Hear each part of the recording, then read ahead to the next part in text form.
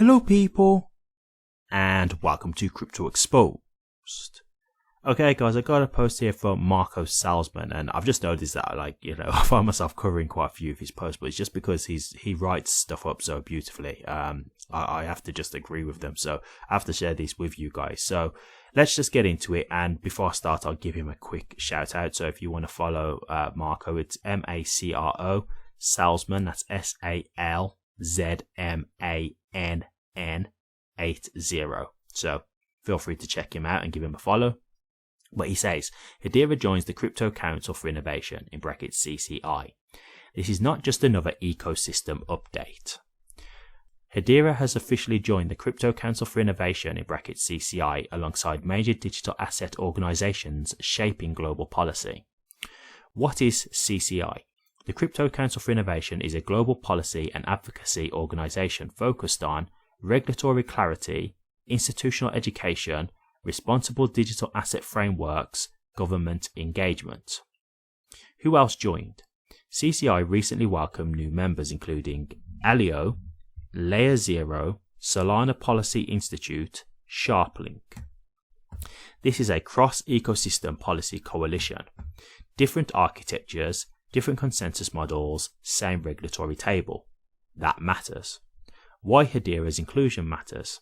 CCI described Hedera as, quote, the trusted network powering the digital economy built for fast, secure and compliant real-world applications, unquote. Notice the positioning, trusted, secure, compliant, real-world. That's infrastructure language.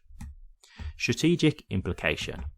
This signals Hedera is participating in regulatory dialogue, the network is positioning at policy level, institutional alignment is a priority, governance and compliance remain core identity.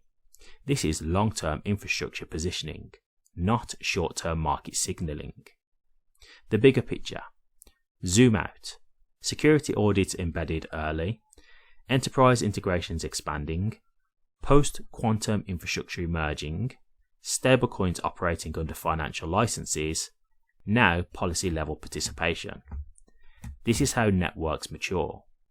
First tech, then adoption, then regulatory integration. Why this fits Hedera's identity.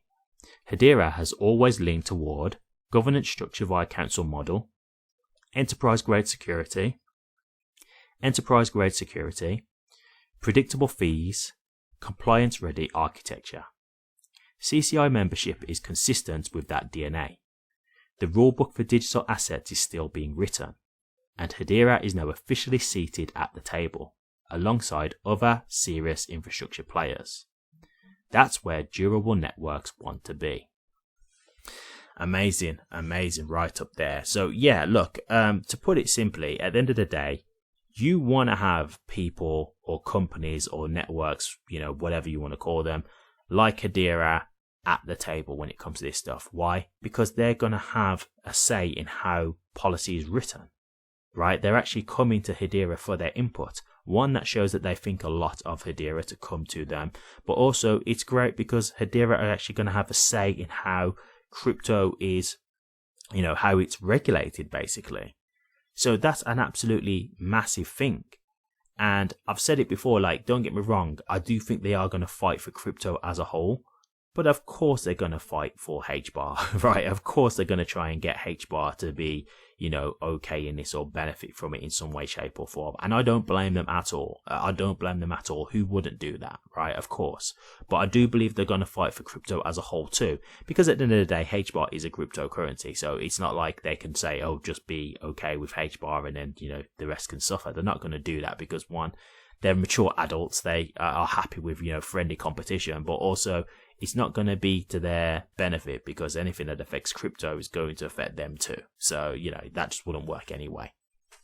But yeah, I think this is massive. Getting people or networks, like this, like Hedera on these types of, councils, it's only going to help. And if you want input and people to help shape how, crypto is going to be, work with people who are in the actual industry, like work with people who are running networks and things like that, because they can tell you the hurdles, they can explain things.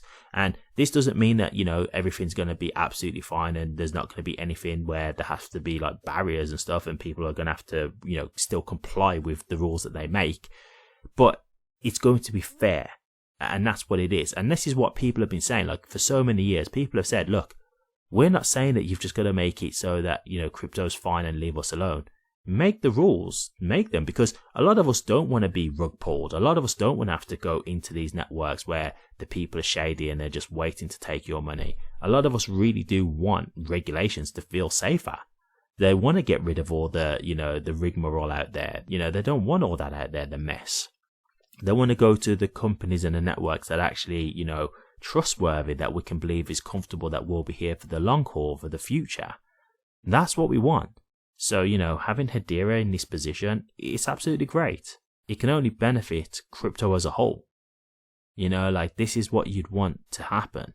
Having these types of networks, having these types of companies working with these policymakers to help shape how crypto regulation is formed. And I think they're going to be fair. Like, they aren't going to say, hey, you've just got to make everything easy for us and make it so we can do what we want. No, but it's just, look, don't just bend to the will of the banks, for example. Don't just do everything that the banks want to do, because the banks haven't got our best interests at heart. They're just looking after themselves. So they're happy for us to disappear and suffer because they just want to make sure that their bottom line's okay. And if that's to the detriment of, you know, the crypto industry, for them, it's like a so be it kind of thing. But I think they're realizing now that crypto isn't going anywhere. So they've got to kind of play ball a bit more now and be a bit more open-minded. But they're still trying to fight to get it so that they're, you know, they're not losing it too much. Like they don't want, you know, they don't want people to earn yield on stable coins, which is crazy. I mean, I get it from their perspective because they're very selfish and greedy. I get that. But I mean, just generally speaking, it's crazy that they're even trying to argue that. It's just about them, you know, not wanting to up their interest rates to compete with, you know, the yield that you can get on a stable coin. So they're worried they're going to lose customers. But that's how this works, right? Evolve or be extinct. You either have to get with the times and start, you know, being able to give a creative comeback, a creative counter offer to what the, you know, crypto industry is offering, or you lose your customers. But that's the way it's always been. That's the way it works. That's the way the world works. So, you know, I don't think they should be really that upset about that, but of course they will, because they're powerful, so they think they should just be able to do whatever they want. Hopefully they don't get their way with that. But yeah, this puts Hedera in a great light. As I say, I agree with everything that was said here by Marco. Really great post there, really sums it up very nicely. And as I say, I'll keep you guys updated. If there's anything that comes worthwhile out of this, I'll be sure to let you guys know. Thank you very much for watching this. Please remember to like, comment, and subscribe. And hit that bell. Take care.